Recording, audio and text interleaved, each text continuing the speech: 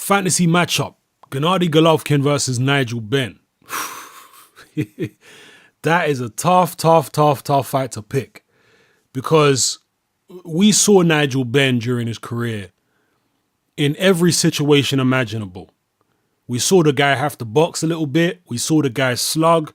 We saw the guy hurt. We saw him go down. We saw him get up and go on to win, famously against Gerald McClellan. We saw him win fights early. We saw him travel over to different countries and beat fighters. We saw him fight guys in their peak. We saw so many things. Obviously, Nigel Benn fought a much higher quality of opposition than Golovkin has faced so far. So a lot of it is going to be guesswork with Golovkin. We just don't know. We just don't know exactly how good Golovkin is yet. But based on what I've seen so far of Golovkin, I'm going to try and do my best because I do think this is a great suggestion. Big up the person who suggested this fantasy matchup. Great suggestion. Good. I think Nigel Benn was able to box on the back foot at times when he wanted to, or at least in center ring and use his jab. He had, I think, longer arms than Golovkin, even though he was slightly shorter. He fought very big punches. Gerald McClellan was probably just as big a puncher as Gennady Golovkin. McClellan might not have been as good as Golovkin. I don't know. Different sort of fighter. Certainly didn't have the record that Golovkin has. But I think he could certainly hit as hard. And he had longer arms. Different type of ability than Golovkin, but certainly a devastating puncher. A much faster starter than Golovkin. Golovkin is quite measured, usually feels his opponent out for the first round or so and then starts letting shots go in a very methodical way. Whereas McClellan was much more dynamic.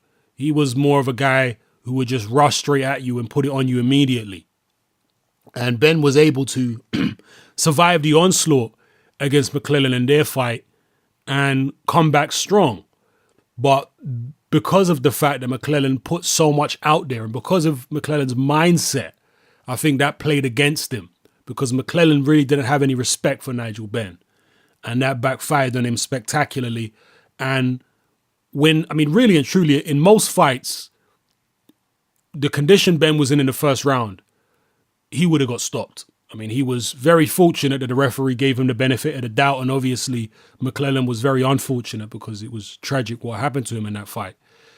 I've seen a few people blame McClellan's injuries on Nigel Benn rabbit punching or headbutting, which is utterly ridiculous. All right. It was a tragedy. The reason that he was injured in that way is not because of shots on the back of the head, right? Because he took plenty of shots on the chin. He took far more shots on his chin and on the side of his head than he took on the back of his head. So it could have just as easily been, and probably was, the shots he took to the jaw and to the side of the head, which caused his tragic injuries, because there are many people who suffer such injuries and they don't get hit on the back of the head.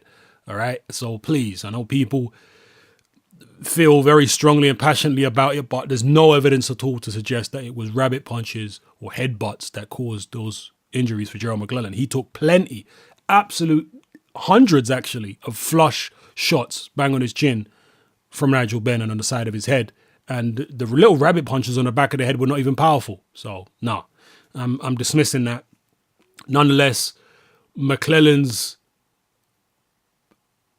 mindset played against him. He was a far more arrogant character than someone like Gennady Golovkin. And I think Golovkin, you know what? I would pick Golovkin to beat Nigel Benn. Let me just say that straight off. I'd pick him to beat Benn.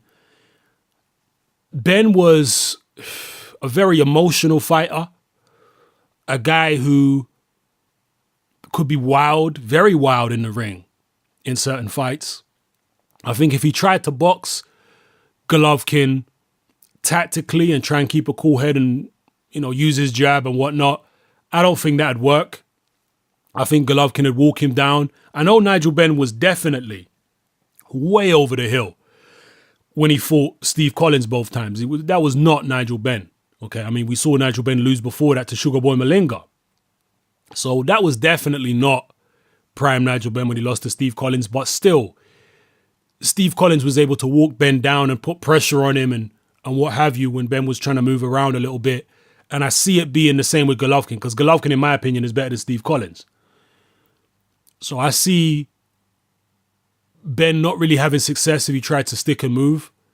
And if he tried to stand and trade, that's where he would have a chance.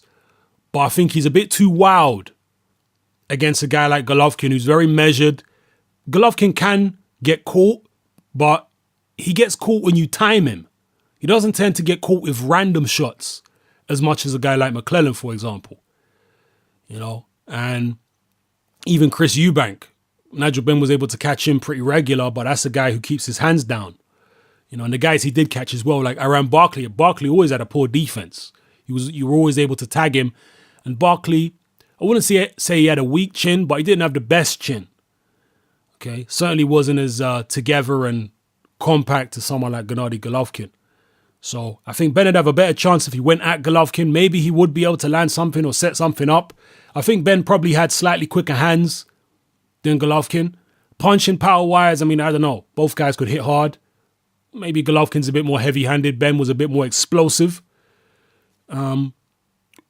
So maybe coming forward, Ben might be able to weather this. I mean, we know with Ben, if he gets hit, he's going to get up. He's going to come back. He's going to try and hit you with everything. But I just feel that Golovkin's a bit too measured for him.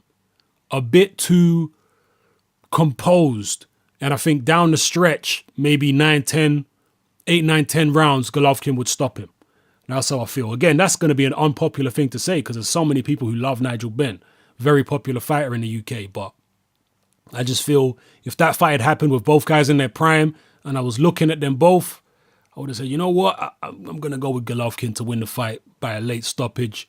As tough as Ben is, as big a heart as he's got, as explosive and as good puncher as he is, I just think the technique would be the deciding factor in the fight. And Golovkin has more of a composed style and not an amazing defense, but I think a better defense than Nigel Benn, and paces himself very well, cuts off the ring very well. And I think he would get to Nigel Benn late in the fight and stop him. But that's just my opinion. Drop your comments below. How do you see the fight going? Who do you see winning it? It's your boy Hatman. I'm out.